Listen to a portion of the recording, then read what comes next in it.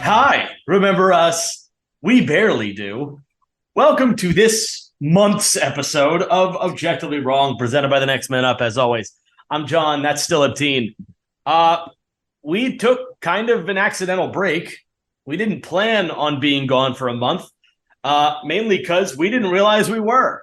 We had a lot of traveling to do.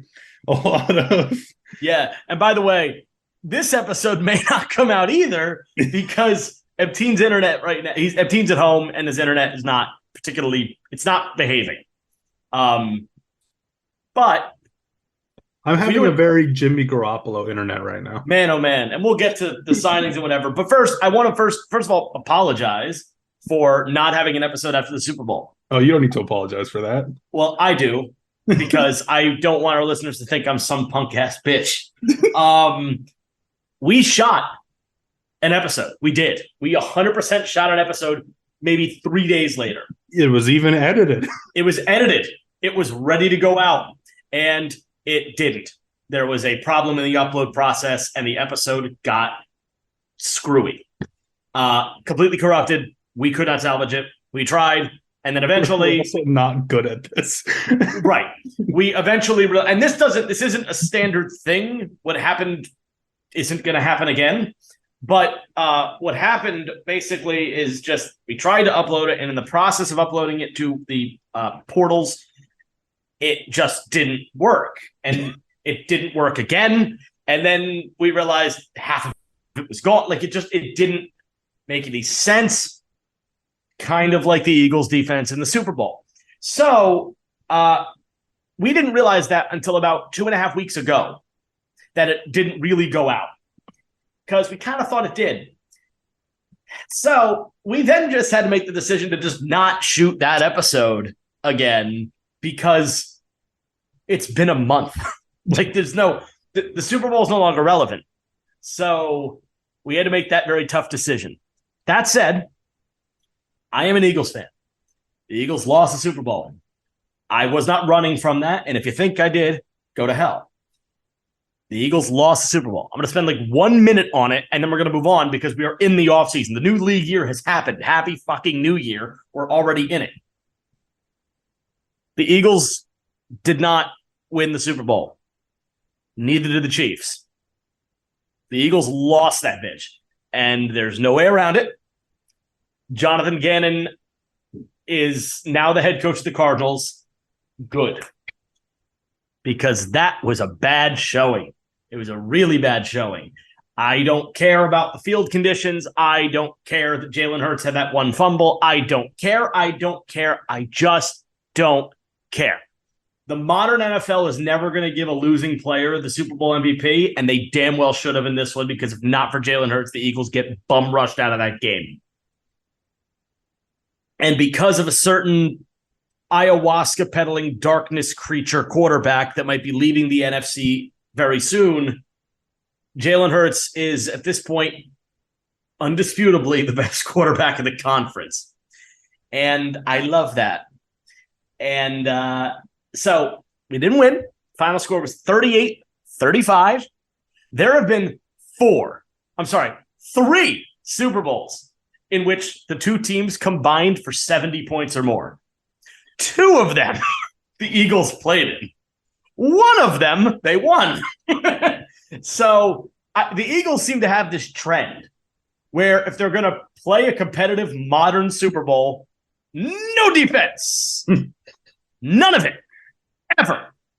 You spend all that money on the fucking defense, and you get at least if 0 time. Super Bowl this time, the field will be actually good. Yeah, well, you say that. Indoor fields generally suck anyway, but is it turf in Vegas? No. Thank God. But for what it's worth, there's no turf. It's not turf in Arizona either. Yeah, but it's their new special blend. Yeah. So listen, special blend can special blend itself away. This is stupid. I can't even imagine how anybody thought, like both sides of the field, both teams, winners and losers of that game, both said, wow, that was a bad field. Patrick Mahomes is like, I can't believe my leg is still on. and there's an undisputed fact that became as confirmed as humanly possible after that Super Bowl. And then we will move on, I promise. Patrick Mahomes, the best quarterback in the world. There's no doubt at this point who the best quarterback is. And I don't think there really was one anyway, but he's the best quarterback in the world. I was trying to argue Josh Allen last year. He regressed. Mahomes is only getting better with worse teams. That's the best quarterback in the NFL. So I credit to the Chiefs. Juju Smith-Schuster, you're a worthless punk. Enjoy New England. And I'm to the point where I'm okay with it, and I've moved on. Finally. Now, for you conspiracy theorists out there, I can't even imagine where you're going with this. we didn't record an episode because the Raiders fan and the Eagles fan didn't talk about it's just not what happened. Like, it's just, you can call us frauds. I don't give a shit, but we're all frauds. We're podcasters of the NFL. I think every podcaster of the NFL is fraud. You want to hear a fraud? Go listen to Chris Sims. But which, by the way, did you see his quarterback rankings? Does he have a new one? I'm crying. You want to know who his number one quarterback is? Oh, it's Stroud. Wait. Oh, in this draft, Stroud? Yeah, it's Stroud. Wait, you did? It's the draft ones. Yeah. Oh, wait, do you have that? Do you have that in front of you? I don't have. No, I think he only said Stroud's the best, and he said it's like not even close. Yeah, so Ebteen likes Stroud. Ebteen likes Stroud. I don't like Stroud. No, that's not true. I love Stroud. Yeah, he thinks the Raiders are gonna move up and try and get him and whatever. No. I think Stroud's not a Raider. I think it's obvious. I do think they're moving up to 3. All right, so you might think we're interrupting our own show. We're actually not. We're continuing the show. Breaking news. Yeah, so the internet was bad. It was really bad. And we've shot like a 40-minute episode, and we weren't done yet. We had shot 40 minutes. You're going to see a beginning of an episode talking about why we didn't have an episode before and the Super Bowl. And then you're going to see a wardrobe change to this. Hi, same episode. This wasn't a mistake. So I don't know what we're leaving in as far as free agency. So we're just going to fucking talk about it again. But John, what? First, we should talk about the elephant in the room. The fact that technology is the devil. Yeah. Let's talk about the Bears, huh? Yeah, right. We think we talked about this before anyway, but let's try again. The Bears and Panthers had a big-ass trade. Big-ass trade. We should get a big-ass trade alarm. Big-ass trade. I think it'd be like, woo, woo, woo. It sounds very similar. I was going to say, mine sounds very similar to Washington football team. Yeah. Big-ass trade. All right, let's just pull up these fucking we need parameters a graphic again. that goes across. Or is that too ESPN-y? Just a poo emoji holding, like, wearing a hat or something. That's. Oh, I thought you meant what was like an actual personification of ESPN these days. Anything other than Scott Van Pelt on that channel is like unwatchable. Yo, who is the saddest prospect in the draft this year? What do you mean? I mean, like, who has the saddest life? Because ESPN is going to milk the living hell out of that person's life. True. That, I don't know the answer to that question without digging into it. But actually, before we even talk about that trade, we need to talk about the overview of this draft. Okay. Because we're obviously getting into draft season. And Tina and I were talking about this right before we started shooting this part of this episode. And Ebteen asked the question, doesn't it feel like a dead draft? I argue no, but I am going to argue something else. I think there's a very obvious reason why it appears as if a lot of prospects are not getting the shine that they otherwise would in normal seasons. And I think it's purely because of Bijan Robinson. I think it's exclusively because of the fact that there's a first-round running back. That devil. I think literally my kryptonite. I think it's very possible the reason there's not a whole lot of coverage on any individual guy is because of Bijan Robinson. The NFL media world, hiccups. The NFL media world loves a first-round running back. They love a bell cow, even in 2023, because it's a sexy pick. It doesn't matter. It's a running back. And I'm saying this on a night where Bijan Robinson puts in his Instagram story that he's landing in Philadelphia. So, can I just say, though, and we're going to talk about free agency at some point. My early prediction, I think off mic, was that the Eagles were going to lose James Bradbury, probably lose Darius Slay, and probably hold on to CJ Gardner-Johnson and Javon Hargrave. Yeah. I went 0 for 4. All of that, literally the opposite. Bradbury and Slay stayed, the other two are gone. I mean, if you want to talk about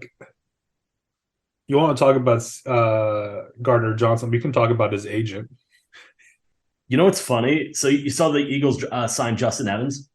No, I did not. We did. We signed Justin Evans. Okay. All 3 of his Achilles tears along with him. Yeah. And do you know who his agent is? Is it the same agent? Same agent. Yo, same that guy, same exact. Not a good agent.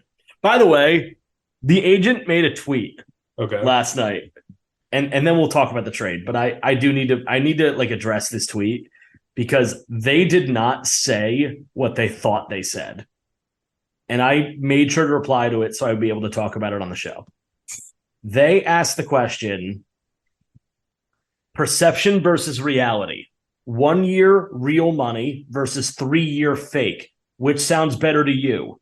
Option 1, 1 year deal at $8 million. Or 2, 3 year deal, $24 million max with 17 plus in year 3. Which one are you taking?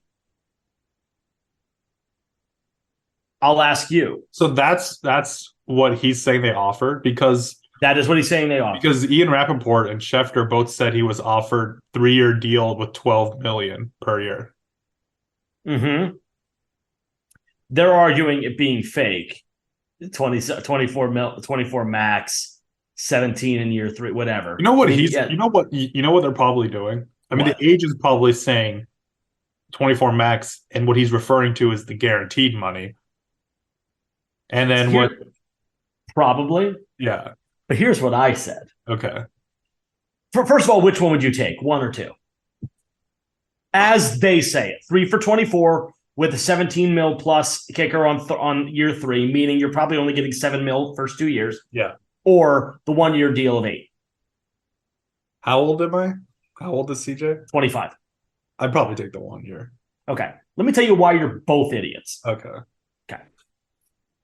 I would take number 2, straight up, under the assumption, a very reasonable assumption, the guarantees in that deal eclipse $8 million. No, I know, but we don't know the guarantee. No. It doesn't matter.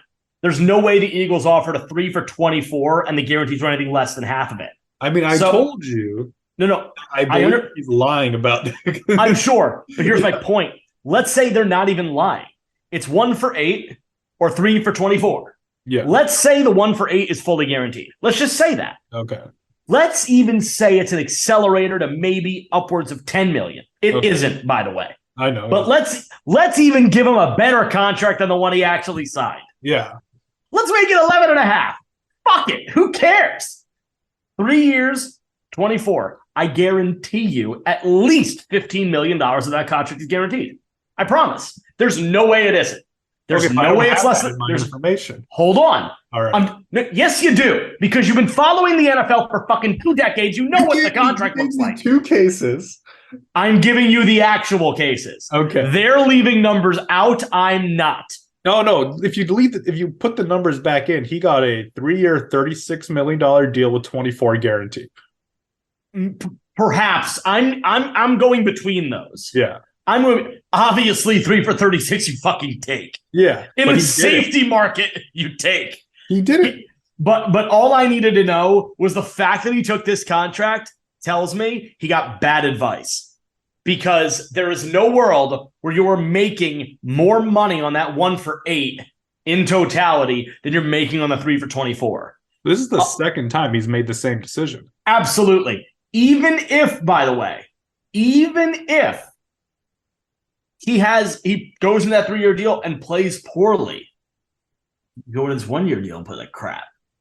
What do you think the market for safeties is going to do? Go up? It's not. It's collapsing. The cap is going up and the safeties aren't. Running backs are going up higher than safeties. With the exception of Jesse Bates, nobody pays safeties. And Marcus Williams last year, both of which arguably better than C.J. Carter-Johnson. Actually, it's not even arguable with Jesse Bates. Bates is like a top 5 safety. Speaking of secondary guys, Nasir Adderley retired.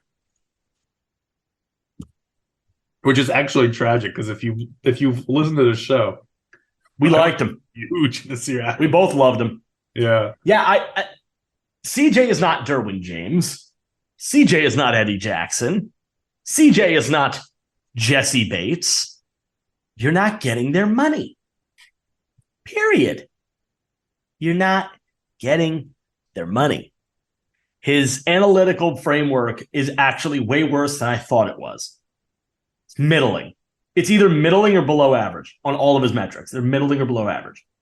The 6 picks, PFF's like matrices break it down to where 4 of them were basically random chance, which 2 of them were deflections. So that is possible. But I don't know. I don't want to crap on the guy. No, I think he has a shit agent. I think he's a great player that made a really stupid decision here. But to all my Eagle brethren that think like, there are so many Eagles fans that think this is like a death sentence, by the way. They think that they think it's horrible for us. They think losing CJ is like, it dampens the whole like, we got Bradbury and Slayback thing. Like they think it's terrible. They think it's like, oh my God, how could Howie do this? Okay, but first of all, how did he not did he not go to the Eagles and say, will you match 1 year, $8 million? The fact that he's leaving for 1 for $8 tells me that the Eagles were not offering him 1 for $8 and did not want him over 1 for $8. So then they didn't offer him a 3-year contract. They didn't want him. And what's great about this, they just didn't want him. And what they want what's great about this, now the Eagles have a little bit of money. That's the good part about this is that the Eagles now have a little bit of money because they didn't have to pay this guy. They have a little bit of money. And there's still free agents out there. Now Justin Evans is meh. And honestly, like talented, but like crazy injured all in the same place. That's never a good sign. Especially when it's an Achilles and your position is safety. But, it took to roll in the dice on Rashad Penny too. So here we go. I guess we're trying these low-risk, high-reward injured dudes. Greedy Williams was also added. So there's 3 of them. Yeah, that's just weird. We'll see. Hey, you know what? You and I both saw Greedy play. We're like, okay, there's something here. But he kept getting hurt. Or has a bad attitude. Stingley was it was either bad attitude or injuries. Stingley, it was injuries. Like, it's amazing with these LSU dudes. They pump out elite DBs, but then if they don't, they're hurt. So anyway, let's go to free agency. We'll do alphabetical based off the Fox Sports website. Great. Oh yeah, wasn't it like not alphabetical though? Weird. Wait, who was the first one again? It was the Niners. No. Who was the player? Oh, it was Hargrave? Yeah. It's not alphabetical then. There's nothing about it alphabetical. This time though, it's not the Niners first, so maybe they fixed it. Who is it? The Arizona Cardinals. Well, that would be A. Yeah. All right. Go ahead. All right. The Cardinals signed some offensive linemen, John. Which one? Will Hernandez and I like him. Kelvin Beachum. I think they were both there already. Good for them. Yeah. You sure? Oh, yeah. They were both there already. Yeah. Moving on. Am I the only? By the way, am I the only? They added Zach Pascal yesterday or today. Am I the only person on earth that just like hears an O lineman name? I'm like, oh, they were there. Does nobody else follow O linemen? O linemen aren't people, John. Not even that. Mediocre O linemen like Will Hernandez and Kelvin Beachum. I would kill to have Will Hernandez. I know you should. He's actually. I say mediocre with them. Beacham's psycho intelligent, and Hernandez has like really like stable arms. Like he's incredibly gritty with his hands. So I love O linemen, dog. They're the best. Right, without them, you lose. It's just that simple. Without them, you lose. Let's move on to Atlanta. Great. Jesse Bates. The top 5 safety, Jesse Bates. The top 5 safety. Paid Yeah. how much, Team? 4 years, $64 million. Now, here's my problem. That number.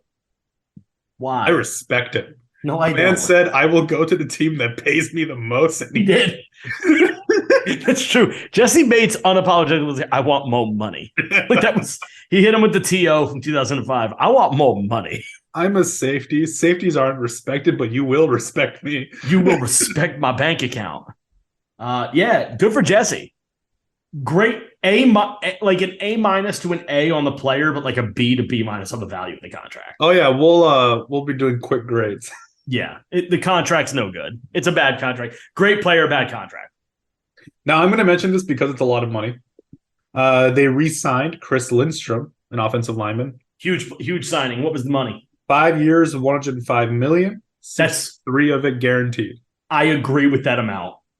Honestly, I do. He's fantastic. There's another old lineman we're going to talk about later that I understand why he was paid what he was paid, but I'm going to give it an F. I'm just going to, like, you know who I'm talking about? I'm giving it an F. Oh, it was my favorite signing of the season. Not that one. Yes, it was. You sure? Yeah. You sure? Speaking of offensive linemen, This I give an A. I love Chris Lindstrom. Caleb McGarry also joined the Falcons. Well, no, he got He's re-signed. already there. 3 years, $34.5 million. Look at me with my mediocre player knowledge. By the way, the Cardinals lost Zach Allen. That's right. Okay. Yeah. Quarterback news. First one of the day. Taylor Heineke is a quarterback for the Falcons. This is an A+ signing. It's probably like an S signing. This is a very strong signing. I wish I had Heineke, dude. Invest in your backup quarterbacks. 2 years, $20 million. Pretty fair. It's good signing. That's just good. Smart.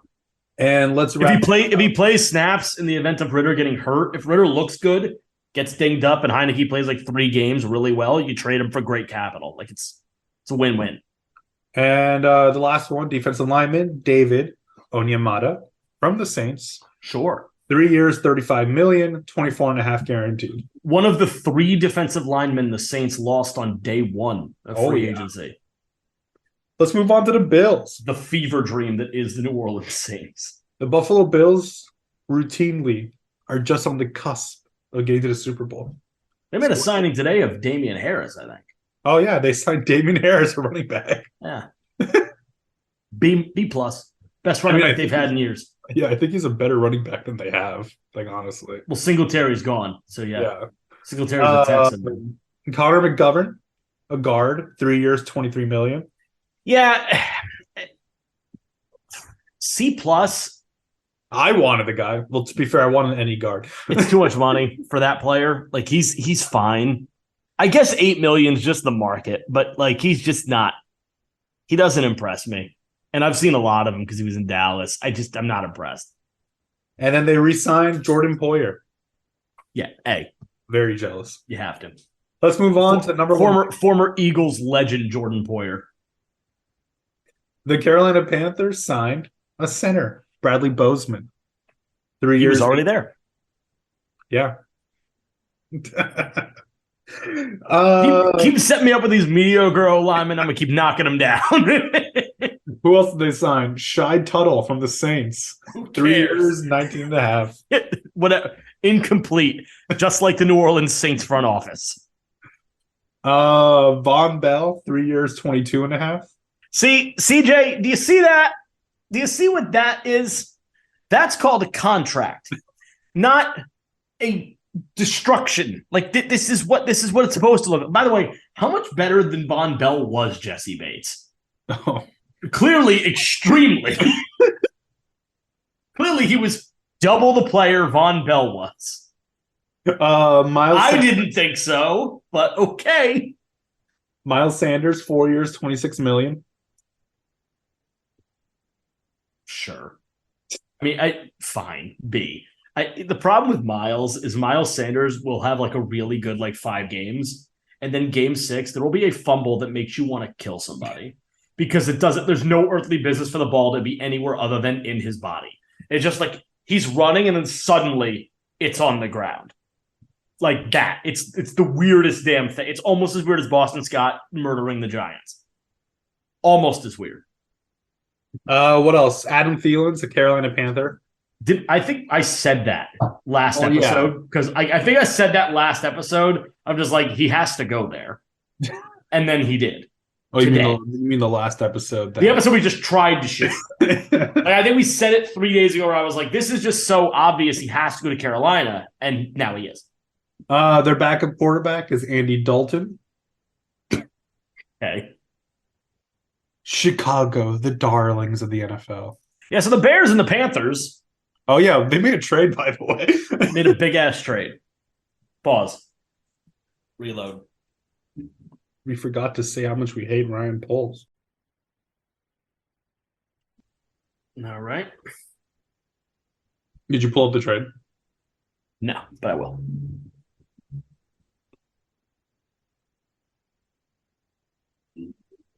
Okay, I got it. Oh, yeah, and then we have to break down how it's actually not a fleecing by the Bears. All right, ready? 3, 2. So, the big-ass trade in question.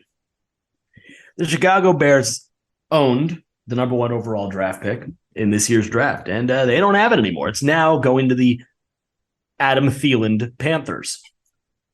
The Panthers acquired the number 1 overall pick in this year's draft. In return, Chicago Bears received pick number 9, pick number 61, that's a second-round pick, late second-round pick, a 2024 first-round pick, a second-round pick in 25, and Panthers star wide receiver, DJ Moore. Nice trade for Carolina. Yeah, is this where we say our incredibly heinous hot take? Yeah, and here's the thing. I don't think it's that hot a take because you and I agree on it. Yeah, but I said it literally when you told me the trade. I said, really? Right. And Tina and I have been doing this a long time. We've been paying attention to these long before, back when you were just wee lads. We're both in our late 20s. We're not even old. I feel older every day. Dude, don't start. I went to the gastroenterologist today. Don't even start. Anyway, I think it is so foolish for any football fan to think that the Panthers lost this trade. Because not only am I hearing the Bears win this trade, but I'm hearing that the Panthers got, quote, fleeced. Let's break it down. Like a piece of sheet music. When you're learning piano, I don't know if any listeners ever tried to learn a musical instrument. When you're trying to learn a new song, you break down the music. You learn it in parts. So let's learn this in parts. Have you ever tried to learn this? Do you know I played piano for 10 years? That's insane. You didn't know that? Did not know that. I played piano, I played cello, and I can play a couple of songs on guitar. I played the recorder. That's not an instrument, that's a toy. Yeah, you didn't know I played piano? No. I can fully read sheet music. Yeah. I have way more talents than you think I do. The more you know. Yeah. I stopped a long time ago. I couldn't just pick up and play again, but if you gave me like a month, I could probably get back to like half of what I was able to do. Did you know I was a second-degree black belt in Taekwondo? I did know that. I know. It's all I had. Yeah. I did know that. Yeah. This guy didn't even play football. Played volleyball, though. He was He was a libero. You were sick? Yeah, okay. Meanwhile, I played linebacker, running back, and for a very confusing period of time, O-line. For those that don't know, I'm short. Anyway. That was a heck of a linebacker, though. Linebacker was fun. Anyway, here's the point. The Panthers lose pick number 1. In any trade of this sort, you're going to lose your 1 this year. It's called a flip. In order to go up 8 spots, you have to actually go up those 8 spots. You don't get to keep 9. So that's just a given. And if you've seen the movie Draft Day, they almost seem taken aback by it when they make the trade of just like, our 1 this year and our one next year, and already they're murmuring. And it's like, wait a minute. It's a net loss of 1, and you move up like 6 spots. I mean, they were at 7. It went from 7 to 1. And I'm like, wait, that's normal. In fact, if it was just that, you robbed Seattle. So what are you talking about? And then it's like, and then 1 after that. And I'm like, okay, well, that's bad. If you lose 3 straight 1s, it's not ideal. John, it's the future of the team. Hold on. Yeah, and they got it all back. Here's the reality. And this is where I think this whole thing gets screwy. And again, the more I've thought about it, the more I think neither team got fleeced. I think it's relatively even. Oh, really? I think Ryan Poles is terrible. Listen to why I think that. Because we all look at the Robert Griffin III trade and think, oh my God, what a heinous, disgusting act. But in reality, that was 3 1s. This trade was 2 1s, 2 2s, and a player. And that's not a ton off. It's off. And we'll talk about that player in a second because it makes it a little bit easier for Carolina to palate. I know what that sounds like. Just listen. A flip from 9 to 1. That's standard. To move 8 spots, which is a heck of a climb. Standard. Then the first round pick next year. We'll go back to that. The second round pick this year. Here's where I start to have a problem. The Carolina Panthers have 2 2s this year. They have 2. They gave up the worst one. It's pick 61. It might as well be a fucking 3. The other pick is in the 30s. Or maybe early 40. I forget.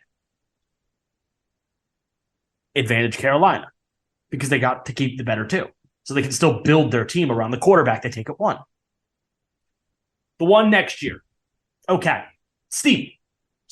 But that's the going rate. You moved 8 spots. I don't think it's that steep. Here's the point, though. Why is it not that steep? Well, the NFC South is a fucking joke. If the Panthers win that division, very possible, because I don't know of a defense in that division definitely better than theirs. And now they have arguably, the best coach in the division. Yeah, think about it.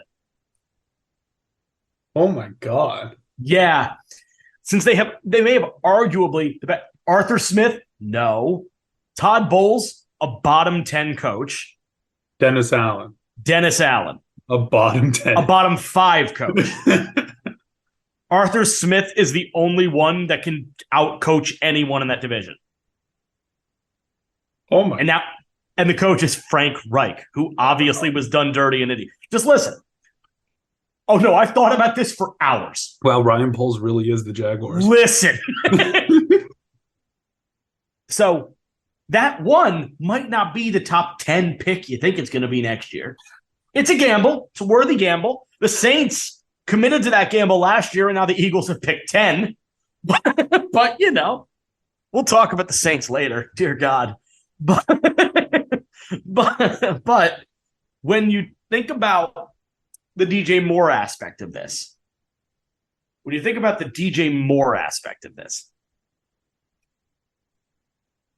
DJ Moore is a top 15 receiver, maybe top 20. I'm being very generous. You're killing me, Lord. Listen, I'm being very generous.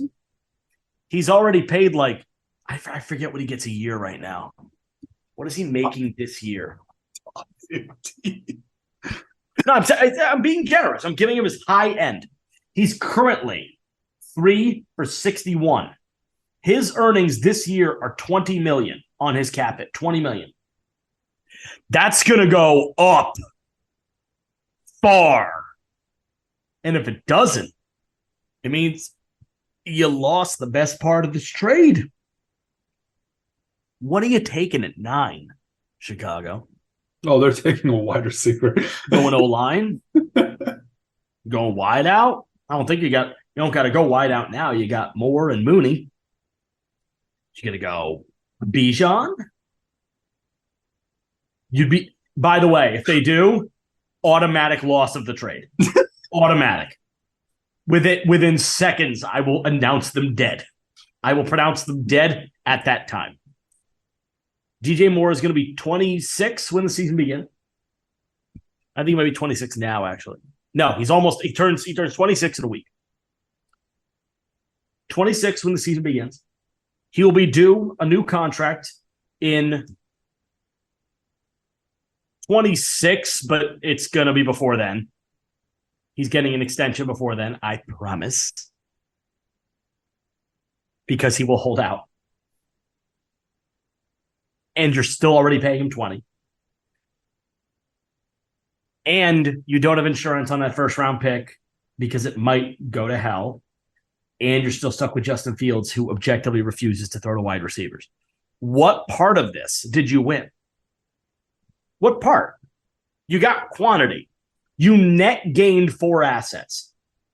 An extra 1, 2 twos, including the worst 2, and DJ Moore. That was your net gain, were those 4 things.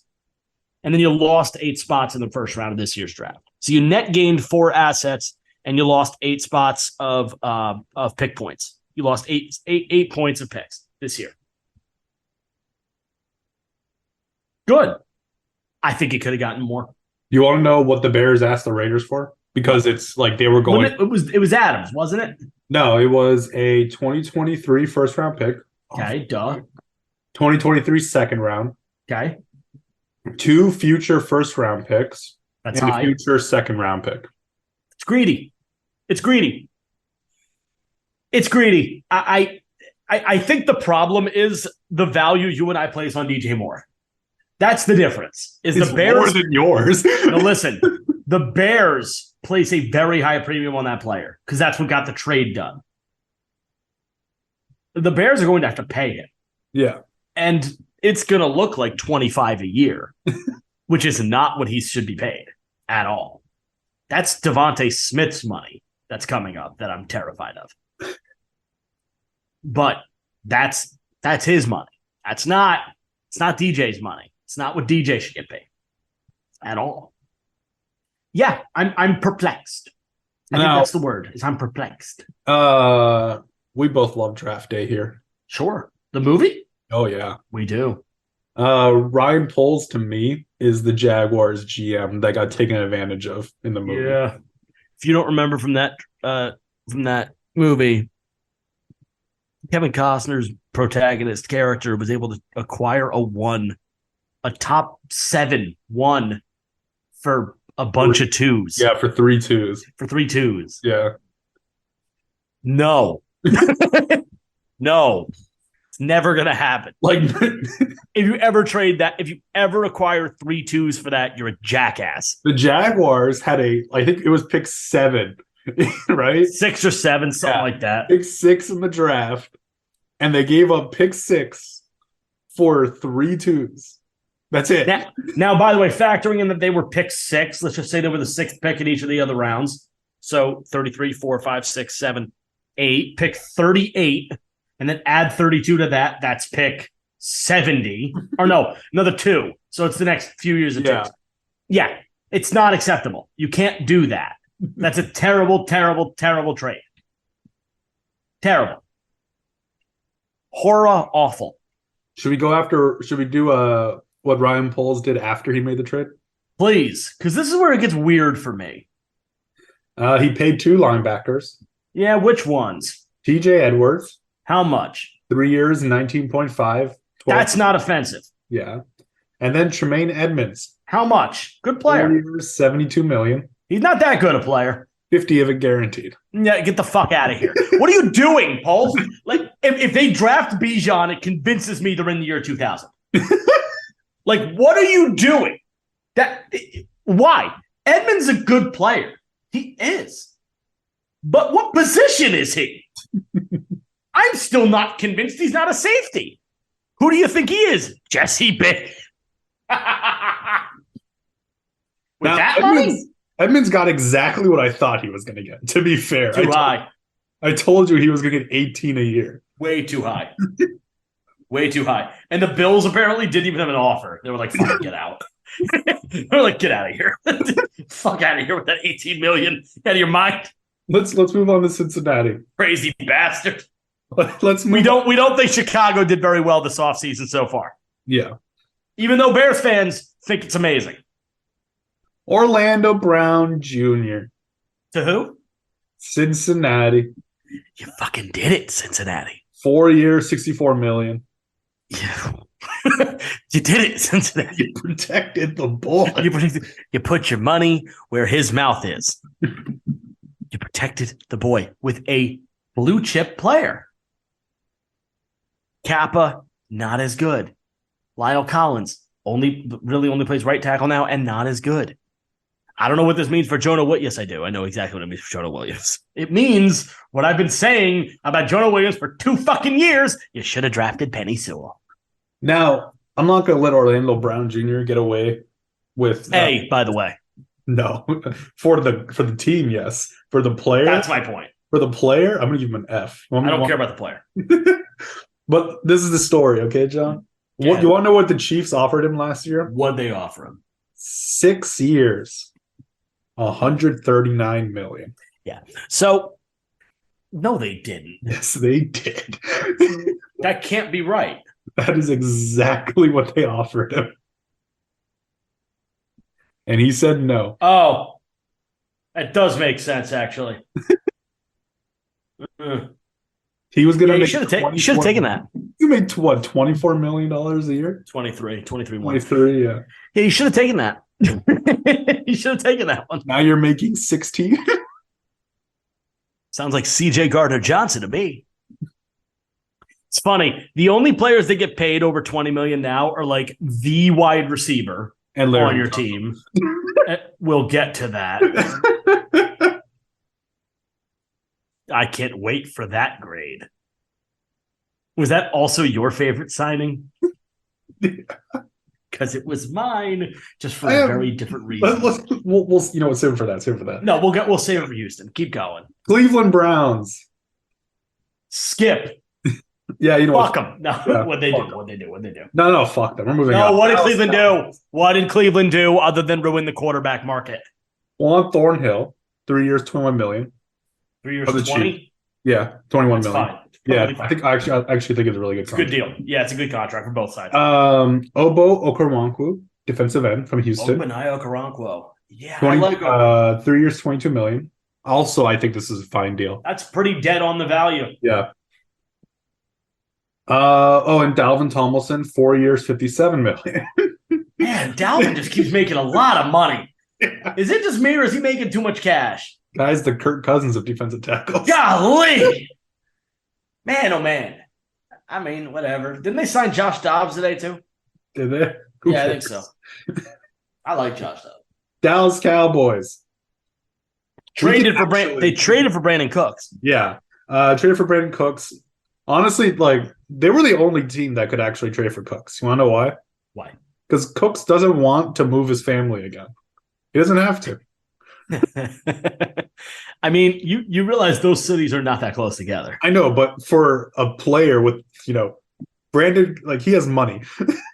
I always love this piece of trivia. Do you know that if you drive from Los Angeles to Dallas, the midway point is El Paso, Texas? That's crazy. Yeah, that's how big Texas fucking is. But okay, the family doesn't have to move. He can get an apartment in Dallas. And I'm looking this up. He'll fly back and forth when he needs to. From Houston, Texas to Dallas, Texas. It is 250 miles. Okay, but how many hours of a flight is that? It's not that short, but I'm curious about something. No, I'd be wrong, I think. Maybe I wouldn't be. What other teams are over there? I have to check something. It's a 1 hour and 10-minute flight. No, that's fine. Hold on. All right, no, I'm wrong. Okay, I'm very wrong. Okay. Yeah, I was wrong. Oh, yeah, no, I'm extremely wrong. Wait a minute. I might not be that wrong. Hold on. What are you right about? I'm pretty wrong, I think, still, but I'm going to check. Okay. I have to check. While you do that, they also... Because New Orleans might be weirdly not that far. It's a 1 hour flight, John. I know it used to be a saint and be weird, but, still. It's a 1 hour flight. You didn't have to go to Dallas. They could have. Or you could have just fucking stayed. They weren't actively needing to trade you. You just bitched. Like, you could have just stayed. I need my family to be around, but I also don't want to play for these bitches. Like, what do you, you can't, beggars can't be choosers. Now I might understand why Brandon Cooks has been traded so many fucking times. Man's like, what they did to Lovie Smith was wrong. No, what Lovie Smith did to them was wrong. Golly. Dude, that game has only given us more because you know who Houston was playing? It was the Colts, right? Dallas is only 100 miles shorter than New Orleans. Only 100. So it's like an hour and 40 minutes? My point is, he had more than one option. Yeah. Option C is just... Wait, I'm sorry. Option C is move him again because who wants to live in Texas? What money New Orleans Saints? What money New Orleans Saints? They just seem to have it. Are they also let's go. Signed Cooper Rush? I have nothing against Texas. I can already hear the bullshit. I have nothing against Texas. I have something against Greg Abbott, but I have nothing against Texas. Let's move on to Denver Broncos. Okay. The second most inept team in the NFL right now. Not true. Second most. Not true. Who's number one? It has to be the Raiders. No, it's not. The New Orleans Saints are changing the game. Like, we're going to get to them. You realize the New Orleans Saints are trailblazers. I'm sorry. Did the Vegas Raiders sign Mike McGlinchey, an O-lineman that cannot block, to nearly $90 million worth of a contract? Did the Raiders do that? But they signed Jimmy Garoppolo. Did the Raiders? They're probably going to sign OJ Howard. Did the Raiders? I think they're visiting with Austin Hooper right now. That's fine. Did the Raiders do that? Because the answer is no. They probably would have if they could have. But they didn't. And therefore, the Denver Broncos did a dumber thing. All right, Mike McGlinchey makes way too much money for the test that he is. Yeah, what did Zach Allen get? 3 years, $45.75 million. Fucking why? Like, no. Ben Powers, offensive guard, 4 years, $52 million. No. Who else? How much money did they spend on offensive linemen? $133 million. It's good to do that. Yeah. Just not these two. Powers isn't bad. McGlinchey's just, there's problems there. Man, there's so many problems there. They signed Alex Singleton, linebacker, 3 years, $18 million. So he was already there. I was testing you. No one he was a former Eagle. You cannot fool me on that. Let's move on to Detroit because Detroit actually did a lot that I liked. Let's see. Detroit Lions, 3 years, $33 million for Cam Sutton. Yeah, all right. That's good. B. Alex Anzalone. Re-signed. Yeah. You'll see, because that Anzalone, you might think, wasn't he a Saint? And I thought I could just go up there. Yeah, I know, but I also know where he went to college. All right. 3 years. He was a Florida Gator. I wanted him badly. The one move I didn't like, David Montgomery, 3 years, $18 million. Yeah, team has no value on David Montgomery. I think it's trash. He isn't. He just statistically isn't. He's fine. He's not great. 6 is probably like good value for Detroit. I mean, he probably could have gotten a little bit more. And then everyone's favorite not top 5 safety, Chauncey Gardner-Johnson, 1 year, $8 million. Whatever. Houston, Texas. I'm going to start rapid firing these to you. Go ahead. Jimmy Ward, 2 years, 13. Wait, just the Houston Texans? Yeah. Take it slow. Jimmy Ward. Not that slow. $13 million. Wait, 2 years for 13? Yeah. It's really good value by Houston. Yeah. It's actually extremely good value. Yeah, I'm really that's actually good work. That's an A. That's really good value. Case Keenum. Yeah, it goes right back down to a D. Not a re-signing, but a second stint. Dalton Schultz, tight end, 1 year. One for 9. Yeah. I actually like this. I mean, I guess he didn't really want to move his family. Yeah, Dalton Schultz was due for like a crazy contract at tight end like a year ago, and then he got hurt. So I don't know what Dalton's future is. I can't imagine he's going to be thrilled to be in Houston. But I think he went to the Jesse Bates School of Economics and just took the team that gave him the most money. Devin Singletary, 1 year, 3.75. If you want the number, I'd pay Montgomery. There's your number. That's about right. Oh, Montgomery? Yeah, that's what I'd pay. Out of your mind. You're out of your mind. No, you have no idea what you're talking about. It's crazy. Indianapolis Colts. Who cares? Yeah, Gardner Minshew. Woo! Okay. Jacksonville. Good luck. Is that it? Wait, is that it?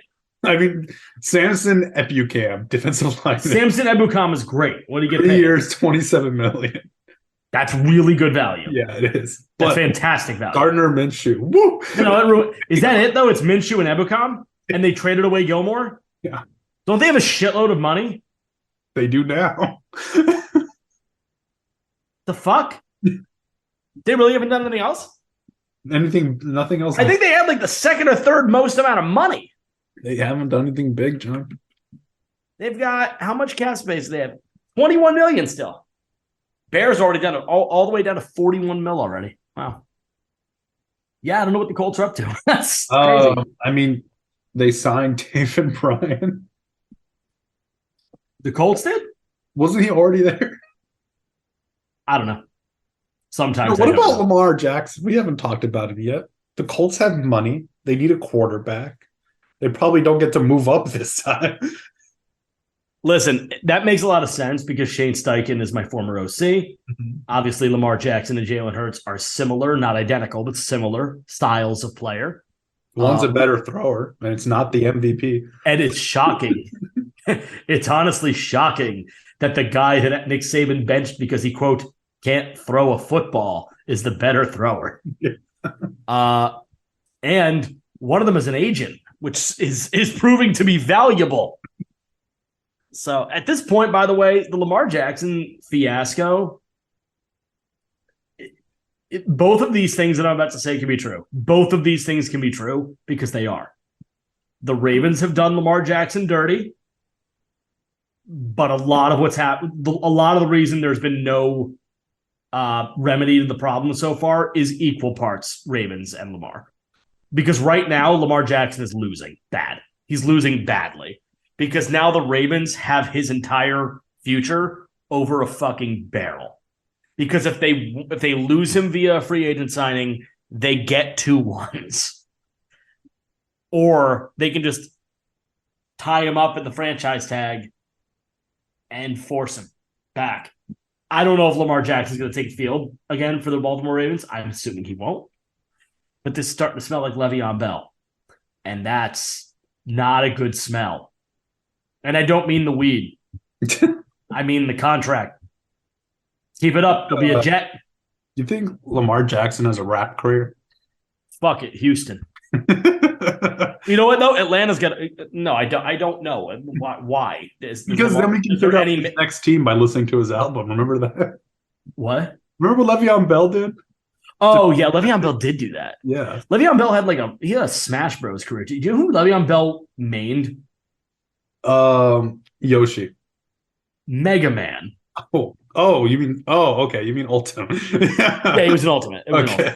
He was not bad. He had a tournament with Hungrybox. He wasn't a bad player, which is weird. He also boxed. Forget who he fought. Is it Frank Gore? I don't know. That's actually not bad. Le'Veon Bell's career is weird.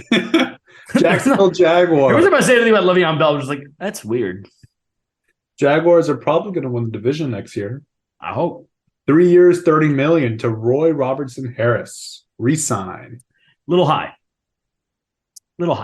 but it's okay. Kansas City Chiefs. Is that it? Oh yeah.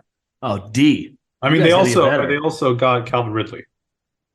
Well, they traded for him at the deadline. Yeah, but don't forget that's an addition that's coming. We'll see what Ridley has. I'm not sold. I'm excited though. Jawan Taylor, offensive tackle, right tackle to left tackle. 4 years, $80 million, $60 million guaranteed. This is bad. This is worse for Jacksonville than it is good for Kansas City. Yeah. Because now Jacksonville it telegraphs what Jacksonville should do in the first round. Because the O-line was last year anyway, but now it needs to get better again. Charles Omenihu. 2 I'm years, sure 20 you're million. saying that wrong. Really? I felt good about that one. I have no idea. 2 years, 20 million. I think it's a good deal, honestly. Sure.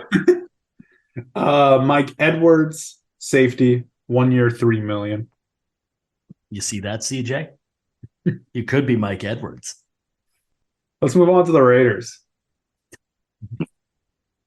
Go ahead. So I'm going to tell you, I'm going to give Third you, most incompetent team. I'm going to give you a true fact, and you tell me who it's referencing. Wait, did we not talk about Houston at length? No, we didn't. Can we go back to that, please? Sure, fine. Let's talk about Houston. Please give me Laramie Tunsil's fucking contract. I just realized we skipped that. Like, did you just try to take that out from under me? What the fuck is the matter with you? So Laramie Don't you dare. Tunsil, Don't you dare. Laramie Tunsil is taking home $75 million. Right. 50 of it guaranteed. For how many years, Abteen? Ooh, 3. 3. What the fuck are you doing, Houston? By the way, can I just say before you kick Houston in the butt? That's where I'm kicking him. I'm proud of Laramie Tunsil. I am so proud of this man. Is Laramie Tunsil the best left tackle ever, or am I just not understanding his tape?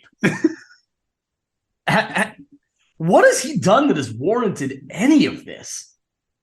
Am I just not getting he it? smoked a bong gas mask in the draft. No, I'm well past that. Like I'm well past that. I truly am. I could give a shit about Laramie Tunsil's past or any of that. By the way, he doesn't have an agent. No agent.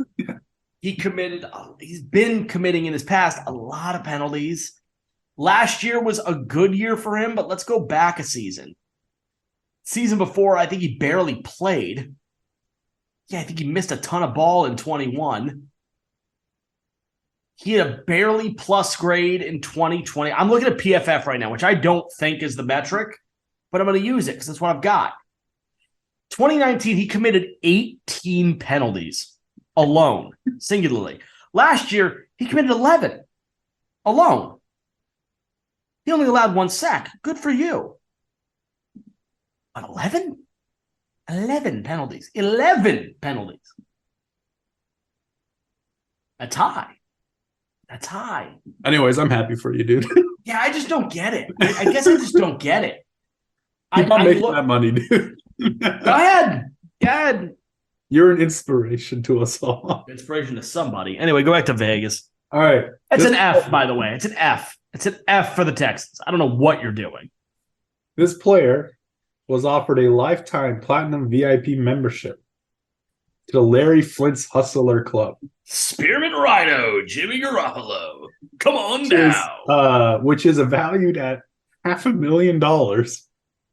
Wait, did he actually get this? Yeah.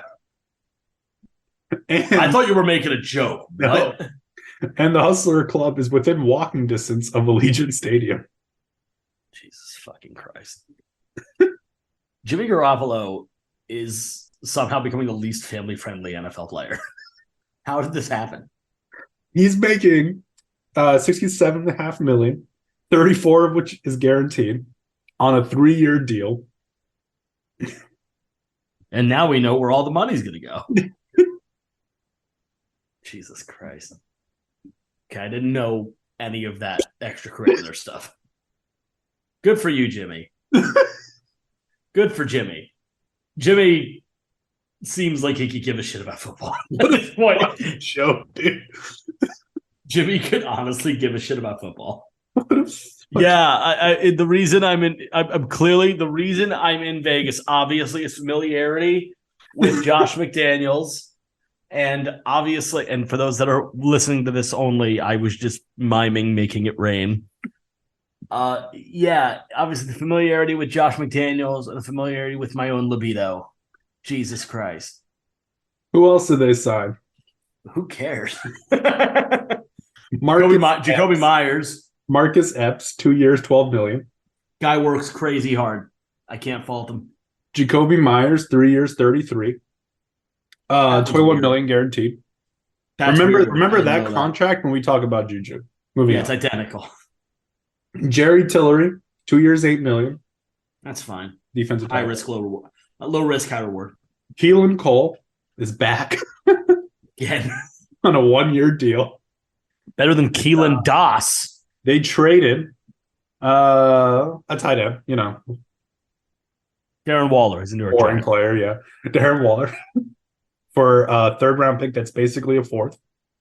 And they replaced him with O.J. Howard. Did you sign OJ? Yeah.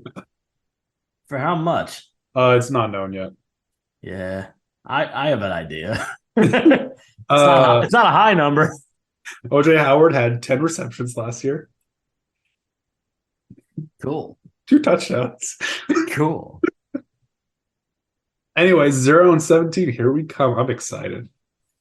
You're not going 0-17. Can I, though? Please. You won't. You won't. You know what's really going to happen? What? Because worst case, right? Jimmy is going to win 8 games. Worst case scenario is Josh isn't fired by week 7. Oh, he won't be. That's your worst case. Yeah. Jimmy's going to win 8 games, isn't he, John? 8? He's going to win 8 games. No, he's not. You're not winning 8 games. If you win 8 games, my condolences. Jimmy's going to win 8 games, John. You don't want to win a damn thing this year. I don't want to win a damn thing. You don't want to win a damn thing. Not only is he going to win 8 games, he's going to start 5-0. Just watch. You ideally do not want to win a damn game this year. I don't want to win a damn game. Let's do The Chargers. Eric Kendricks. Why? How much money? Huh? How much money? Oh, I don't know if it's been reported. It's a 2-year deal. It's been a week. Yeah, right? It's weird. Oh, it's 2 years, $13.25 million. That's not bad. With 6.7 guaranteed. That's fine. That's not a big deal. That's perfectly fine. And he's a perfectly capable linebacker. No, he isn't. Yes, he is. I've been watching him specifically since he's been in the NFL because Michael Kendricks obviously was his brother. He was an Eagle. I've paid attention to Eric. Eric is a very good player. He's not nearly as good as he was, but he's perfectly capable. That's not a bad contract at all. The Rams traded away Jalen Ramsey. Finally. That's all they've really done. Now it's Miami's fucking problem. Speaking of Miami. They added Jalen Ramsey. And more importantly, Mike White.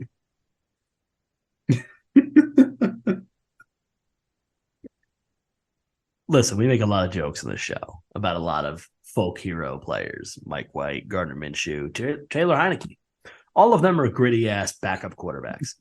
And I just want to say, I don't give a shit about Mike White. I got it. Fine. I know I said some shit on this show about Mike White being like, if Mike White wins blank, I'm going to be a Mike White fan the rest of my life. I don't think he did do the thing I wanted him to do. He did not. Yeah. All he did was prove that Zach Wilson is trash. And for that, we thank you. Besides that, let's move on to the Minnesota Vikings. Yay. Marcus Davenport, 1 year, $13 million. How the hell did this guy get $13 million? This is an F for the New Orleans Saints. Okay, but how did this guy get $13 million? John? Because of the New Orleans Saints. I blame the Saints.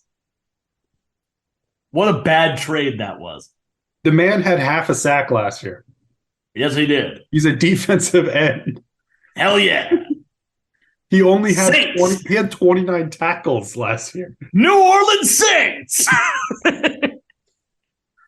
They also signed Garrett Bradbury, center, 3 years, $15.75. I like him. I think that was a re-signing. Yeah, New England. Juju. Yeah, what's the full contract? So it's 3 for 33. Do we know the guarantees? It's 3 for 33 and $500,000 more guaranteed than Jacoby Myers. I'm not. $500,000? Yeah. I didn't know the guarantees were that close too. Yeah, so here's the funny part. That $500,000 equates for the fact that Juju has a higher upside. Okay. By 20%. He's a 20% higher upside than Jacoby Myers. Otherwise, the same goddamn player. Yeah, that's funny. That's really funny. Who else? James Robinson, 2 years, $8 million. He's a Patriot? Yeah. Good signing. Mike Gesicki, 1 year, $9 million. I forgot about that. I wouldn't have given him 9, as much of a Gesicki fan as I am, but I get it. And with Hunter Henry, that's going to be an interesting tight end room to look at because they moved on from Jonnu. And they re-signed Jonathan Jones, 2 years, $20. Fine. Right, reload. That sucks. All right, let's talk about the Catholic Church in the room. The New Orleans Saints. I was gonna say, what the hell are you leading to? Like what? All right, the Saints. Yeah. All right. So I'm just gonna. You don't even need to read this yet. We'll read them in a second. Signing Derek Carr makes no fucking sense. Why? Like, what's the point? Don't you know they're going to go to the Super Bowl in 2057? The fuck are you doing? Just accept that your window is closed. Just move on. Like, honestly, there are so many teams that know when to like call it. Not New Orleans. And I see so many Saints fans stoked about adding Jamal Williams. Why? So you can score more touchdowns with Taysom fucking Hill? Like, what's the point? What does it matter? You need 60 running backs? Like, let's take a deep breath. Take a deep breath. Oh, I'm calm. Let's go step by step. Okay. Derek Carr. Let's go back to 2009 when the Saints started to be run like dicks. 4 years, 150 million, 60 million guaranteed. Ew. Jameis Winston. Jameis. It's still Jameis. 1 year, 8 million. Right. Why? Like, I'm okay with that contract. That contract's on its own, perfectly fine. Play him. He's probably not that much worse than Carr. Juwan Johnson. 2 years, 12 million. Great. Kalen Saunders, 3 years, 14 and a half. Getting weirder. And Jamal Williams, 3 years, 12, 8 million guaranteed. Okay, so $4 million a year for that player is fine. Plus, didn't they give Michael Thomas an extension? It's a 1 year deal. Okay. I think they restructured the whole thing. Listen, Michael Thomas hasn't been quote unquote healthy in 2 years. I'm not holding out any hope for Michael Thomas anymore. As far as Alvin Kamara, he might be going to jail. And they decided to rid the defense of the majority of its talent.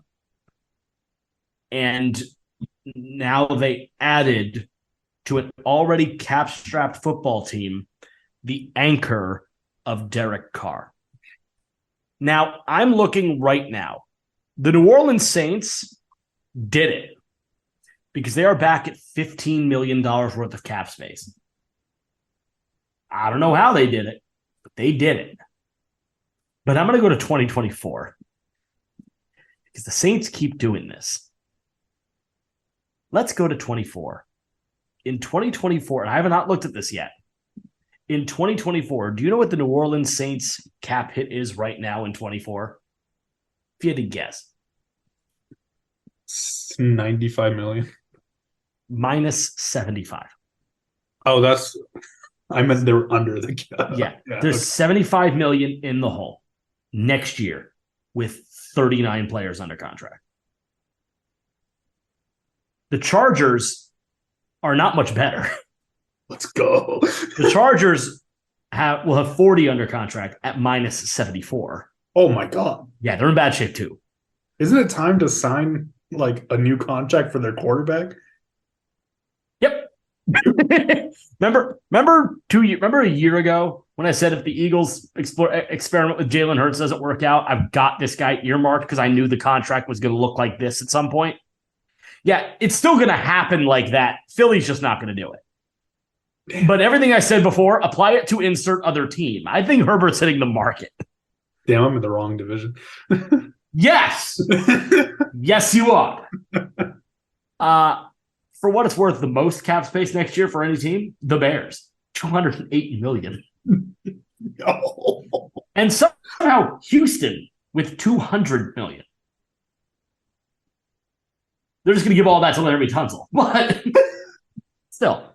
Meanwhile, the Raiders, 58. I don't know how you have 58. Yeah, I'm only like about it.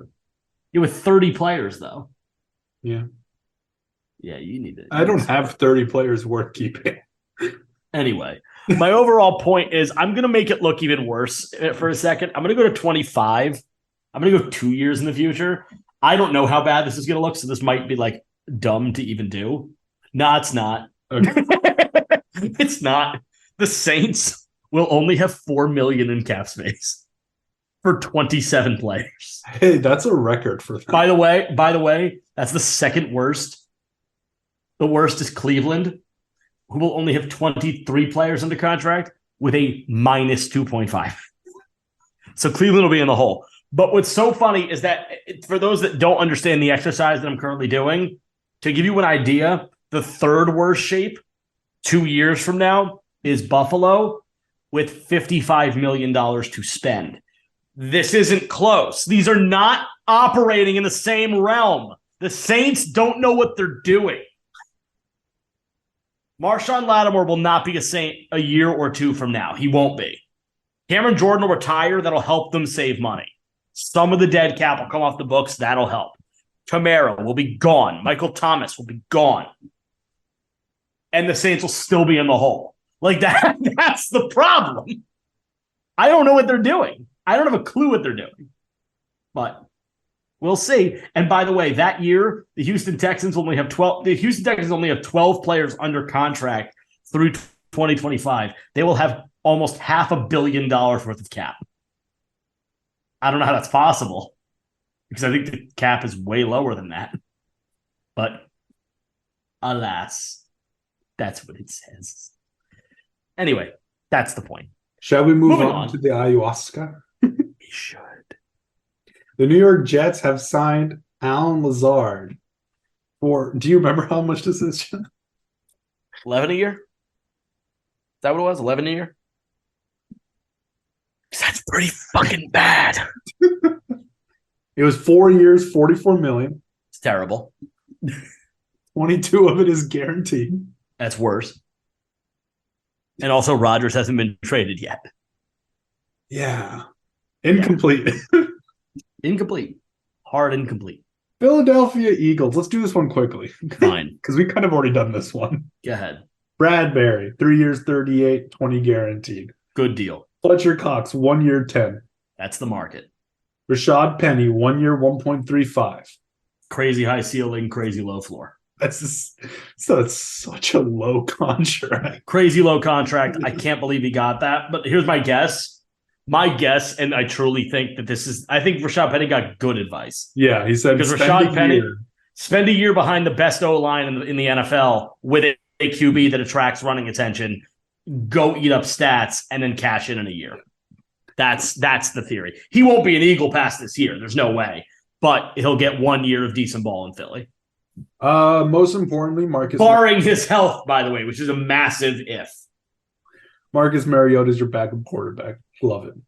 Listen, I love it personally. You made a monkey claw wish all those years ago, didn't you?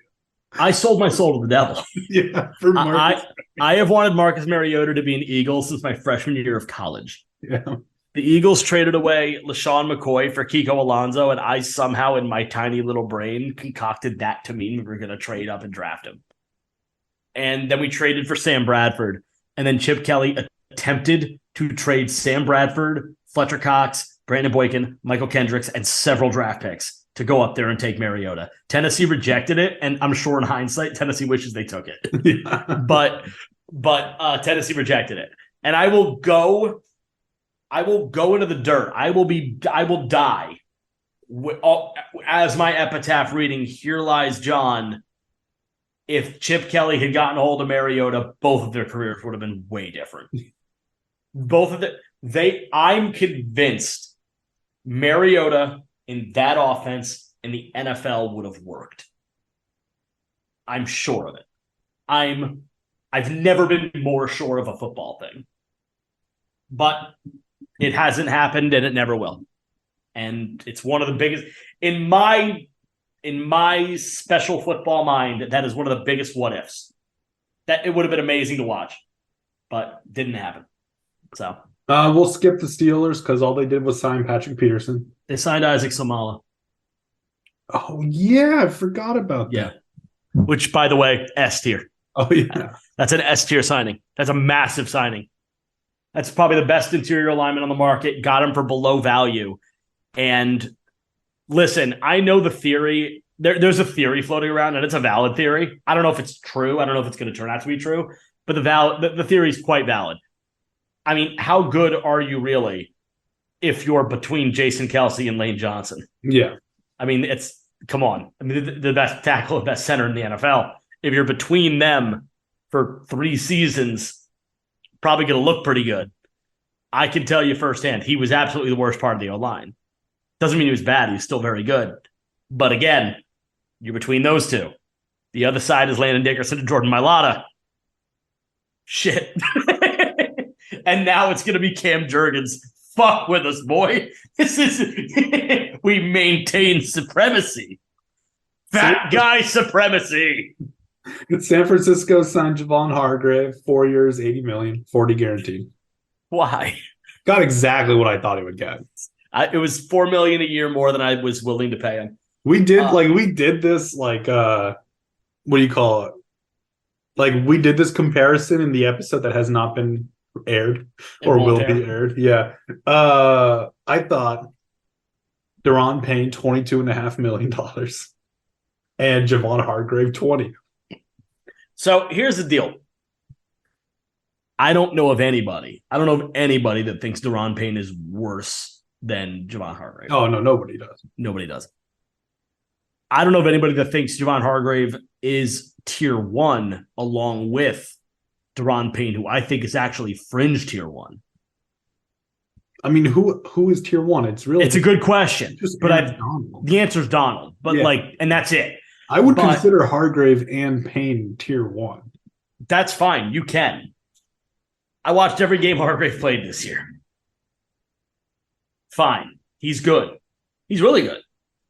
Not 21. 21, I can't get there.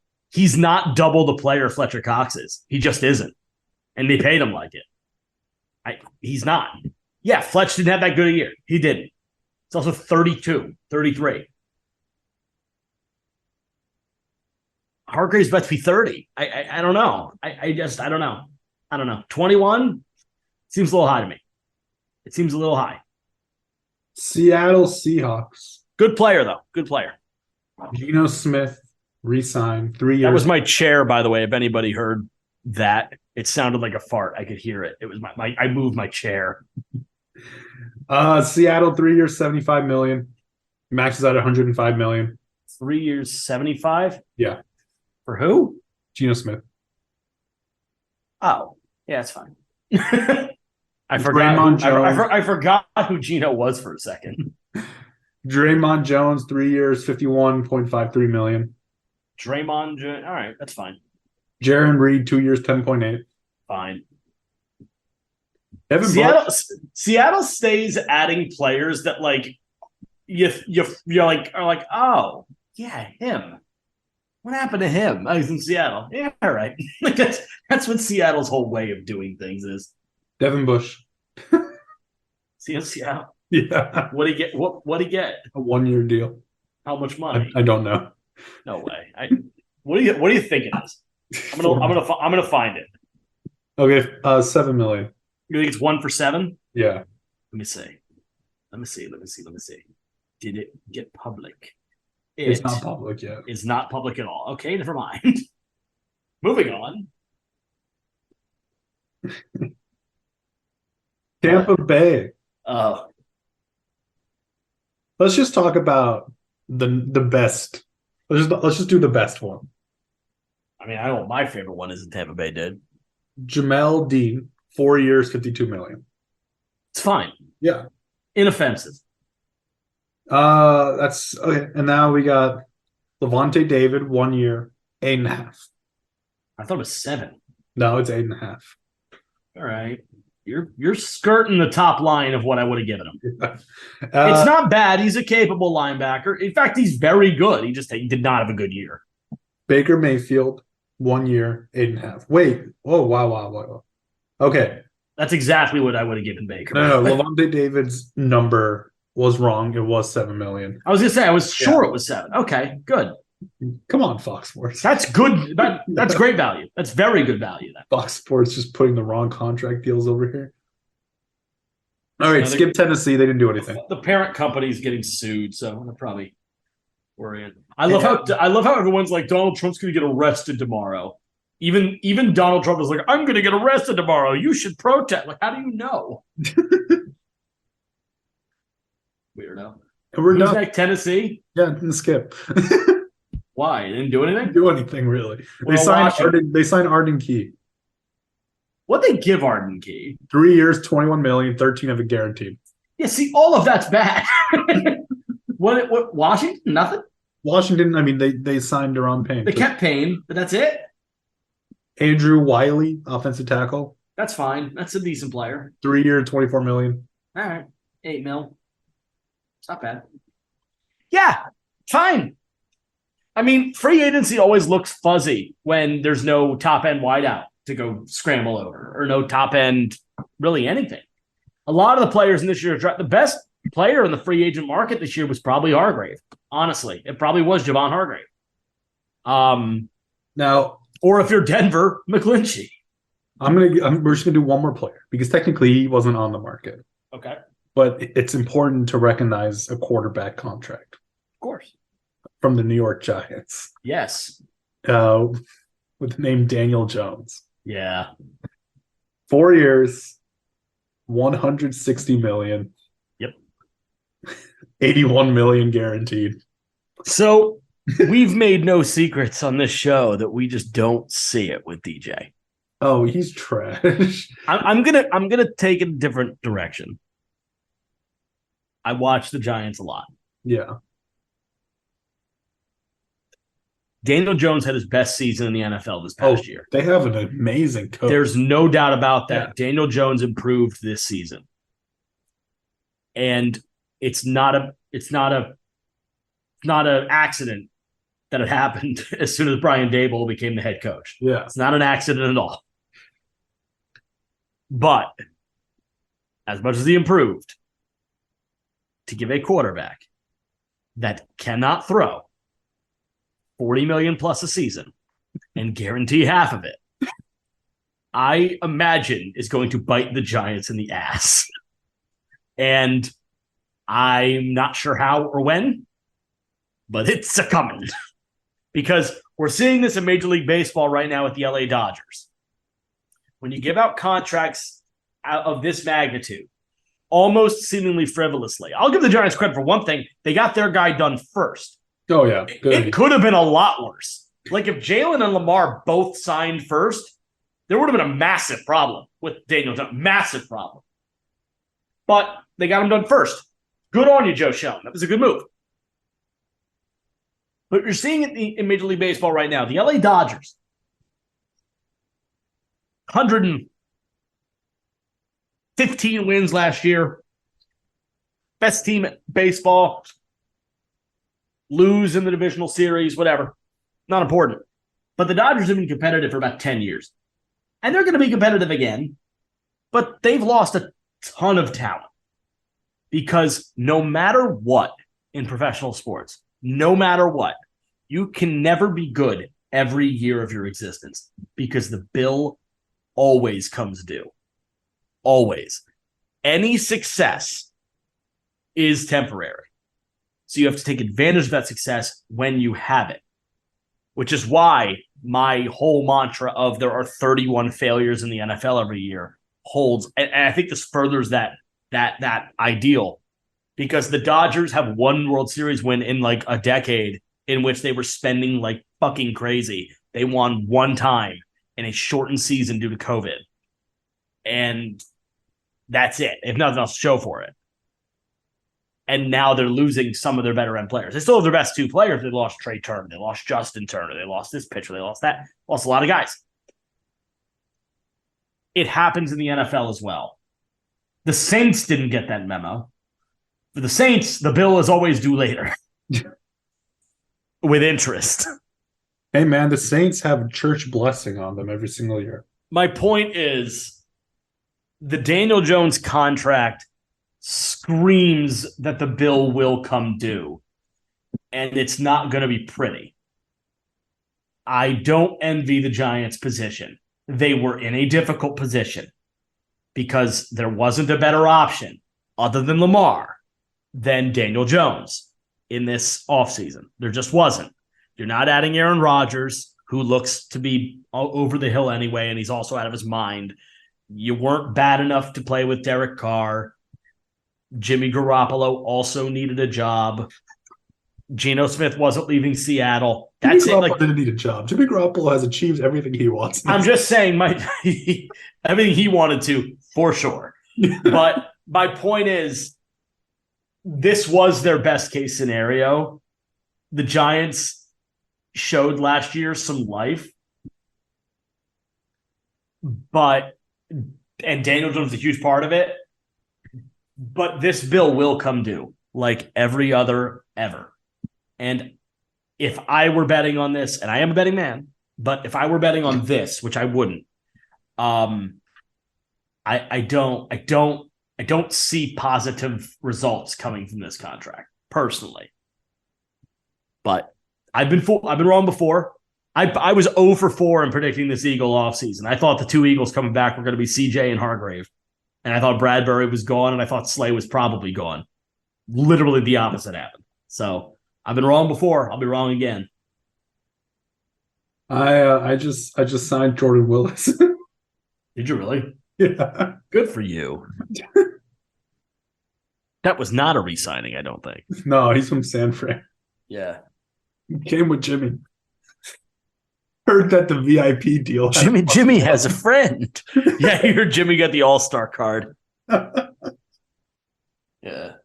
All right. Is that all with free agency? Yeah, we're done with free agency, man. So, obviously, as things happen, if anything major happens, major news that hits, we'll discuss it on this show. But it's the end of March.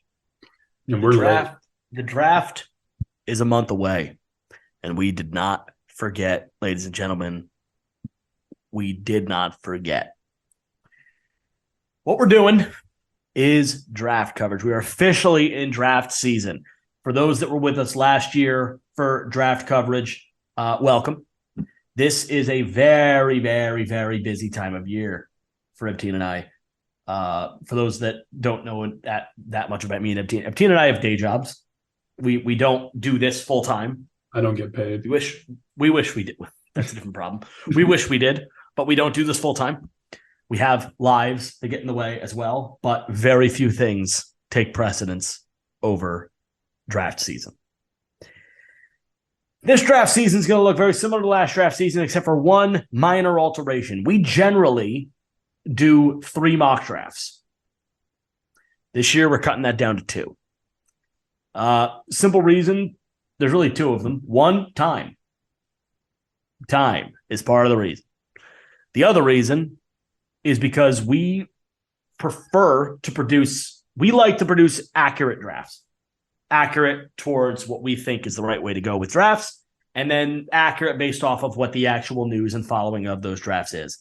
In other words, we do a predictive mock draft to end all of draft season, and then and then the day before that, we'll do a pick by pick, alternating rounds, picking what we would do. Little competitive on that one. Nobody wins anything. We're all lose. So this year, we are going to go, like last year, position by position. We are likely going to start on the offensive side of the football with running backs, because we find that to be we have the most fun with that position, I think, whenever we scout it, which is hilarious. My favorite's wideout, dude. Yeah, my favorites are running backs, and I like watching O-line.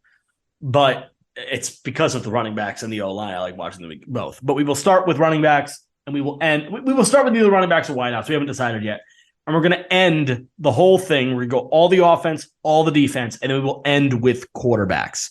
Quarterbacks get the last episode because it keeps your attention. If we tell you the quarterbacks ahead of time, you won't listen as much. We know. We're not stupid. So that's how we'll do it. Last year, we essentially did very, very deep lists in each episode, which provided for very dense episodes. We gave you guys people that were drafted in day 3. We gave you guys a couple that weren't even drafted.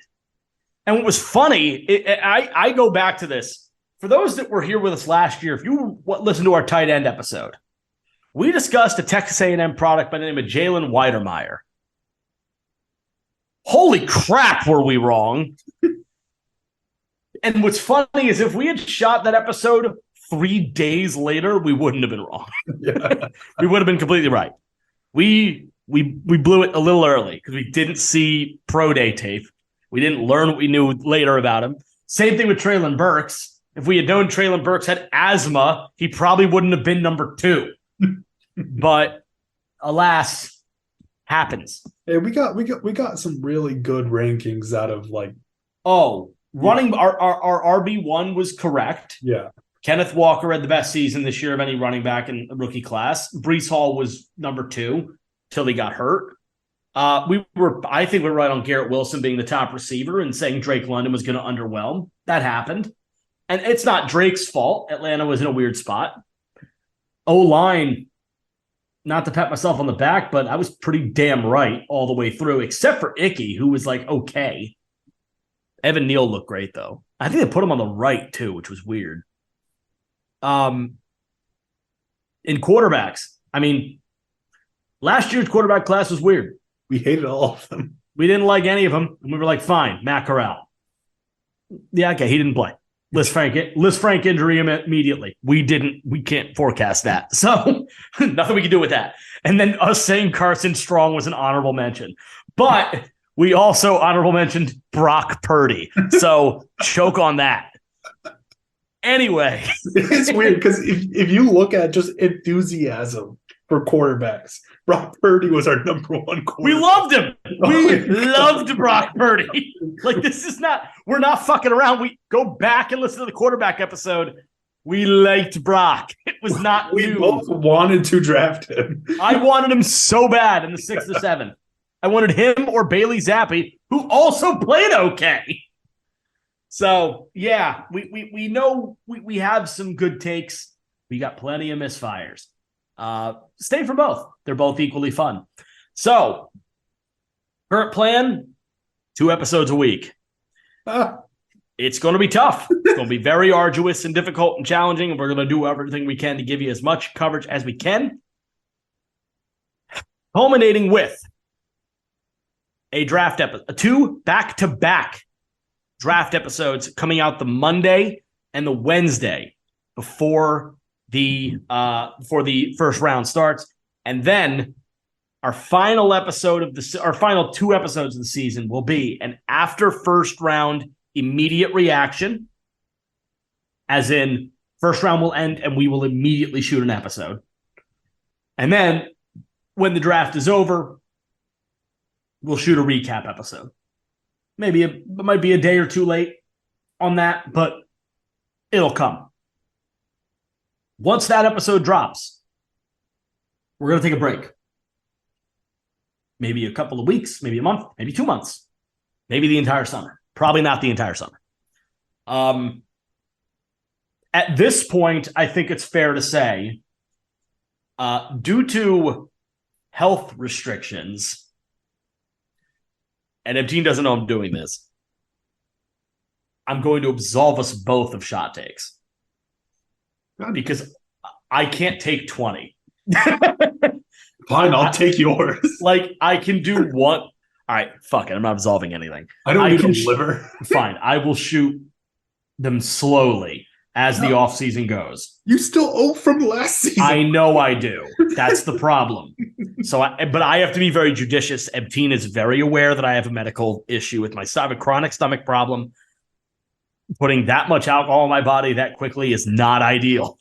I will be putting that much alcohol in my body. Well, Ebtine's a Raiders fan. He's going to have to. I'm already used to it. We'll figure it out. I will be doing it slowly, but I will be doing it. Maybe I'll shoot one right at the beginning of the episode and one right at the end just to do 2 and 2 and 2 slowly. But I will catch up. I know what I owe. I did not forget. I was trying to cower out of that one, but no more. I will not cower. I am no punk. Mama didn't raise no bitch. I need to buy like a pinup to support my team now. Yeah. Mama didn't raise no bitch. Yeah, your team Jack Daniels, not a sponsor. So you can be. Why not? I like your product. Good product. I like the honey product. They got a honey whiskey product. Really tasty. Anyway, so that's what we're looking at. Do we want to give like a sneak peek? No. You don't want to do that? You don't want The to say episode like is very long. you don't want to say I know. You don't want to say like we were gone for a month. Yeah. You don't want to say like a player you're particularly interested in watching come film time. We've already done a little bit, but not a lot together yet. We already know what player I'm in love with. I'm not getting him. Say it. This draft is ruined for me. Say the player. I've been in love with CJ Stroud Oh yeah. for 10 months. I was gonna try to stop you because I knew it was a quarterback. Yeah. Yeah. But for what it's worth, and you can think like, oh no, he buried the lead. I don't think he's going to end up at number one, just for what it's worth. Because at one point, Epstein hated Josh Allen. I'm not saying I'm going to do the same thing with Will Levis. What I am saying is that I convinced Epstein that there was a silver lining on Josh Allen after maybe 3 nights of film. It took a while, but I beat it into him. And then when he was drafted and started playing, he's like, crap, he was right. So, and now, after this year, I'm more like, the guy went right back. So I don't know. I was like, wait, everything that I said is coming back. It's coming back. It took 5 years to come back, but it's back. Yeah, it looks like Brian Dable should have stayed. Well, no. I mean, that's Bills can't do anything about that. But I mean, you can keep the guy that I actually don't like the Bills coaching staff. I would have fired McDermott and promoted. Yeah, I would have fired. Not a chance. I would have fired McDermott to keep. You never do that. I would have 100% fired. That's crazy. Anyway, I guess if I were to throw a name into there, I mean, I can't throw my big name in there because he's plummeting. Who are the Raiders drafting? Just throw that one out. I can't yet. I'm not ready for that yet. But the thing is, I've been right. Yeah, I know. I've been right at a ridiculous clip. So give me your alpha. Your Jalen Carter. Jalen Carter is definitely my top end. That guy is not gonna function in Vegas. It's not the point. It's not the point. It's such a Josh McDaniels like hubris move that I can't help but think it right now. What pick do you have? 9? 7. You won't do it at 7. You'd move back. But yeah, I'm not ready to make my call on you yet. I'm still waiting for that O lineman that's too damn big, and slow. I'm waiting for Trent Brown, basically. Yeah, I'll find him. There's always a guy. I mean, I hit on Leatherwood. I hit on Ruggs. I mean, who do the Patriots like? Just take that guy. It's funny. What? I was narrowed between 2 dudes your year with Leatherwood. I ended up saying the other guy, and he ended up being a Patriot, Christian Barmore. Yeah. So who is like average. So better than what I had. But you don't even have Leatherwood anymore. That's better. Yeah, we'll see. We'll see. I have not made my call on you yet. A guy I like though, and I hope you do it. Honestly, and if you don't, I kind of want to do it, even though I don't have an obvious need there. Harris from Ohio State, the O lineman. Really? I do. But you don't have a need there for decades. Your point. I don't give a shit. I mean, I could use an air to lane. I could teach Paris to play on the right. I could use an air to lane. Okay. Jordan's not moving, so. Jordan's not moving ever. Not when the ball snapped, not when he's engaged by a D lineman, not when he's double teamed by a D lineman. He just doesn't move. He just stands there. He just stands there and is big and Australian and knows how to sing like a goddess. He does. Have you ever heard this man sing? I don't care. You'd be like, oh my God. He was on Masked Singer. He's really good. I've never seen an episode of Masked Singer. I won't begin. Can I tell you? I saw the Korean version of Masked Singer the first time. It started in Korea. Of course it did. We stole it from them. And I was at a Korean restaurant with a friend of mine. Or I was in. I think it was a Korean restaurant because she's Korean. I assume it was a Korean restaurant. And she it was on the TV, and I asked her. I was like, "What the fuck is that?" Because all that was happening was like these giant mascot-looking people singing. And then when they were unmasked, the entire crowd just started sobbing. But there was no audio. It was in a restaurant, so all I saw was subtitles. And I'm just like, what the fuck is happening? I was out of I had no clue what the premise was. I was blown away. So I was just watching. I'm like, what is that? And she's like, oh, yeah, it's that. I'm like, is that a famous person? She's like, yeah, she's really famous. I'm like, she is? Why are they so sad? It was like a stadium full of thousands of people sobbing. Weirdest shit I've ever seen in my life. Anyway, that's our episode. We'll be back very soon with opposition group on offense. Receivers, running backs. We'll see. Bye.